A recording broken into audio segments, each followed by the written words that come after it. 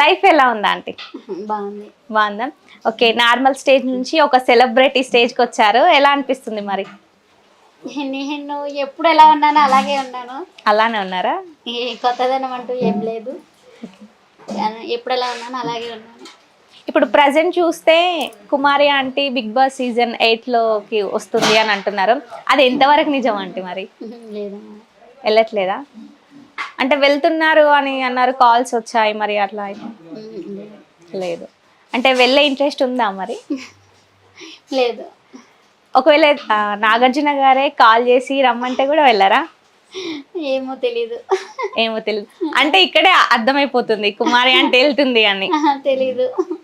So విన్నారు కదా, big boss season 8లో కుమారి aunty ఉంటుంది. లేదు వెళ్ళట్లేదు అని కాకుండా తెలీదు అని ఆన్సర్ చెప్తున్నారు ఆంటీ తెలివిగా.